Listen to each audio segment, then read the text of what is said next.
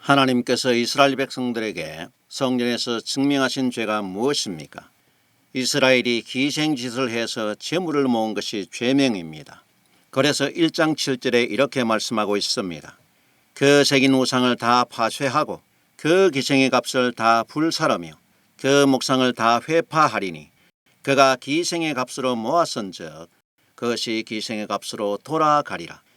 이러므로 내가 애통하며 애곡하고 벌거벗은 몸으로 행하며 덜깨같이 애곡하고 타조같이 애통할 것이라고 말씀하고 있습니다. 하나님께서는 이스라엘의 죄에 대해서 증거하시기를 기생의 값으로 모은 모든 것이 기생의 값으로 없어질 것이라고 말씀하고 계십니다. 그러므로 미가 선지자는 이스라엘 백성이 당할 멸망의 모습을 바라보면서 애곡하는 애가를 부를 것이라고 말씀하고 있는 것입니다. 또 1장 11절에서도 말씀하기를 사빌거미나 너는 벗은 몸에 수치를 무릅쓰고 나갈지어다. 사랑 거미는 나오지 못하고 벳에셀이 애곡하여 너희로 의지할 곳이 없게 하리라고 말씀하고 있습니다. 사빌은 유다 왕국의 남쪽 지방을 말하지요. 북왕국 사마리아뿐만 아니라 유다도 창기와 같이 벗은 몸의 수치를 당할 것이라고 말씀하고 있는 것입니다. 이스라엘 땅에는 기생이 없습니다. 모세의 율법에 의해서 이스라엘 땅에서는 창기를 죄인으로 취급하고 그 땅에 살지 못하도록 돌로 쳤습니다. 바벨론 포로 후에는 이방인들과 섞여 살면서 조금 희석되기는 했지만 여전히 세리와 창기는 유대인들에게 멸시를 당했습니다. 이런 율법을 가지고 지켰던 유대인들이 하나님으로부터 그들이 경멸했던 창기의 취급을 받는 것은 창기처럼 하나님을 배신한 음녀가 되었기 때문입니다. 하나님은 창기의 율법으로 이스라엘 백성들을 지도했지만 지도자들은 정작 자신들이 하나님을 배신한 창기와 같음을 모르고 있는 것입니다. 유다의 지도자들이 자기 하나님 여호와를 버리고 언약을 지키지 않았기 때문에 하나님으로부터 창기의 정죄를 받는 것입니다. 보이는 우상과 목성을 섬기지 않아도 하나님의 언약을 버리고 지키지 않는 것이 우상 숭배가 되는 것입니다. 하나님께서는 언약을 버리고 세상을 쫓아가는 이스라엘을 영적 창기로 정죄하셨습니다. 그리고 그들에게 벌거벗은 창기의 징계를 내리겠다고 말씀하고 계십니다. 에스겔 선지자도 하나님을 버린 불신앙에 대해서 미가 선지자와 같이 이렇게 말씀하고 있습니다. 에스겔서 16장 35절 말씀부터 보면 그러므로 너 음부야 여호와의 말을 들을지어다. 나 주 여호와가 말하노라. 내가 내 누추한 것을 쏟으며 내 정든 자와 행음함으로 벗은 몸을 드러내며 또 가증한 우상을 위하여 네 자녀의 피를 그 우상에게 드렸은즉 내가 너의 즐거워하는 정든 자와 사랑하던 모든 자와 미워하던 모든 자를 모으되 사방에서 모아 너를 대적하게 할 것이요 또 내 벗은 몸을 그 앞에 드러내어 그들로 그것을 다 보게 할 것이며 내가 또 간음하고 사람의 피를 흘리는 여인을 국문함 같이 너를 국문하여 진노의 피와 투기의 피를 내게 돌리고 내가 또 너를 그들의 손에 붙이리니 그들이 내 누를 헐며 내 높은 대를 회파하며 내 의복을 벗기고 내 장식품을 빼앗고 내 몸을 벌거벗겨 버려두며 무리를 데리고 와서 너를 돌로 치며 칼로 찌르며 불로 너의 집들을 사르고 여러 여인의 목전에서 너를 벌할지라. 내가 너로 곧 음행을 그치게 하리니 네가 다시는 그 값을 주지 아니할 것이라고 말씀하고 있습니다. 에스겔 선지자도 유다 백성들에게 음부라고 말하면서 하나님을 버리고 어떻게 우상을 섬기고 하나님을 떠났는지 그들의 불신앙에 대해서 너무나 잘 표현해주고 있습니다. 유다가 미혹을 당한 이방 백성들을 불러 모아서 이스라엘의 대적이 되게 하고 그들의 거처를 불살하고 벌거벗은 수치를 당하게 할 것이라고 말씀하고 있습니다. 유다가 당할 멸망에 대해서도 미가 1장 9절에 이렇게 말씀하고 있습니다. 이는 그 상처는 고칠 수 없고 그것이 유다까지도 이르고 내 백성의 성문 곧 예루살렘에도 미쳤다고 말씀합니다. 미가도 말하기를 유다가 하나님을 떠난 음녀의 죄 때문에 다시 돌이킬 수 없는 재앙이 예루살렘 성문에 이르렀다고 말씀하고 있습니다. 유다의 수도 예루살렘 성문에 재앙이 미쳤다는 것은 유다 왕국의 멸망을 예고하고 있는 것입니다. 필연적으로 당할 멸망에 대해서 1장 16절에 이렇게 말씀하고 있습니다.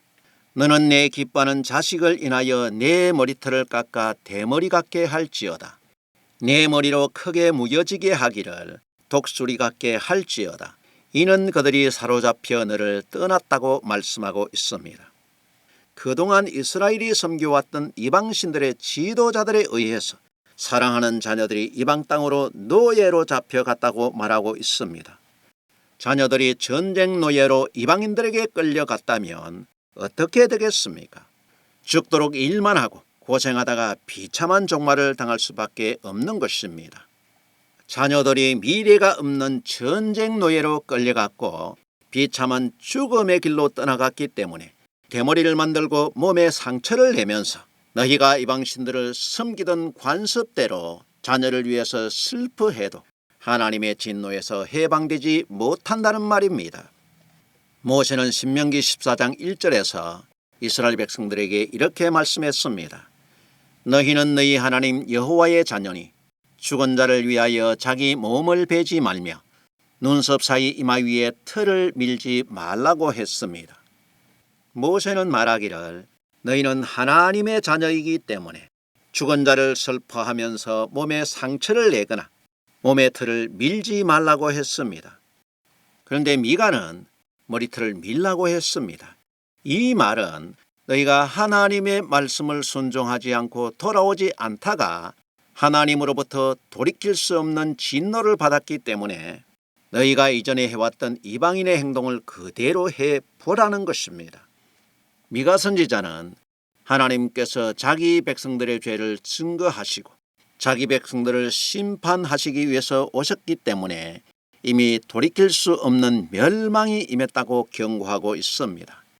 그래서 1장 4절 말씀에 보면 그 아래서 산들이 녹고 골짜기들이 갈라지기를 불 앞에 밀 같고 비탈로 쏟아지는 물 같을 것이라고 했습니다.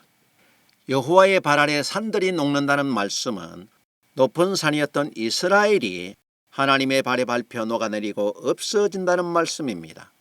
비탈로 쏟아내리는 물을 막을 수 없는 것처럼 이스라엘의 멸망을 막을 수 없다는 것입니다. 하나님께서 이스라엘을 성전에서 심판하시고 그들에게 징계를 내리시는 목적이 무엇입니까?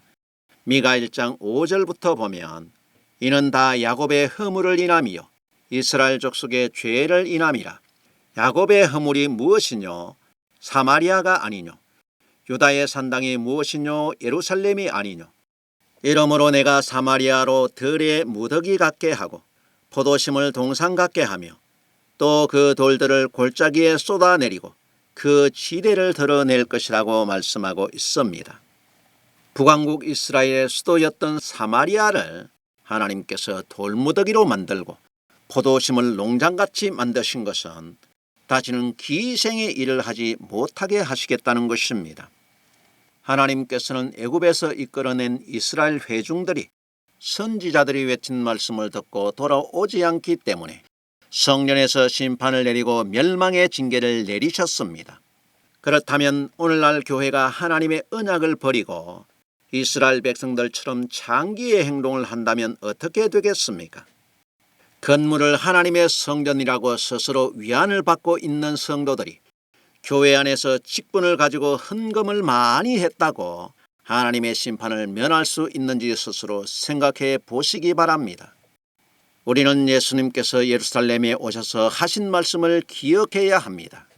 요한복음 2장 19절 말씀부터 보면 예수께서 대답하여 가라사대 너희가 이 성전을 헐라 내가 사흘 동안에 일으키리라. 유대인들이 가로되 이 성전은 46년 동안에 지었거늘 내가 3일 동안에 일으키겠느냐 하더라. 그러나 예수는 성전된 자기 육체를 가리켜 말씀하신 것이라고 기록하고 있습니다. 예수님께서 오신 목적은 예루살렘 성전을 세우기 위해서가 아니었습니다. 장사꾼들의 장사터가 된 예루살렘 성전을 헐기 위해서 오셨다고 말씀하고 있습니다. 이스라엘 땅에 유일하게 하나밖에 없는 예루살렘 성전도 헐기 위해서 오신 예수님께서 한국 땅 여기저기 수없이 지어진 성전을 보고 어떻게 생각하시겠습니까? 예수님께서 재림하실 때도 여전히 지어진 성전을 헐고 자기의 육체로 지은 성전을 세우실 것입니다. 예수님께서는 자기의 육체를 성전으로 세우시고 성도들의 육체도 성전으로 만들어 주셨습니다. 예수님께서 친히 만드신 우리 몸의 성전을 더럽힌다면 하나님께서 그 사람을 멸망시키는 것입니다. 사람의 손으로 지은 예배당 안에 속한 성도라고 해도 예수님께서 만드신 육체의 성전을 더럽힌 사람은 구원을 받을 수 없는 것입니다. 예수님께서 다시 오실 때도 육체로 만드신 자기의 성전을 청결하게 하기 위해서 교회에 임하시는 것입니다. 교회가 세상의 재물을 쫓아 장기와 음녀의 행동을 버리지 못하면 세상보다 먼저 하나님의 심판을 받고 비탈로 쏟아지는 물같이 다시 돌이킬 수 없는 멸망을 당하게 될 것입니다. 예수님께서는 세상의 마지막이 가까울수록 우리에게 걱정스러운 말씀을 하셨습니다. 누가복음 18장 8절 말씀에 보면 인자가 올 때에 세상에서 믿음을 보겠느냐고 말씀하셨습니다.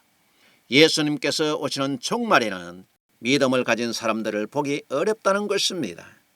종말이 가까울수록 이스라엘과 같이 멸망의 길로 가면서도 자신들은 믿음의 길로 가고 있다고 잘못 생각하는 사람들이 많기 때문입니다.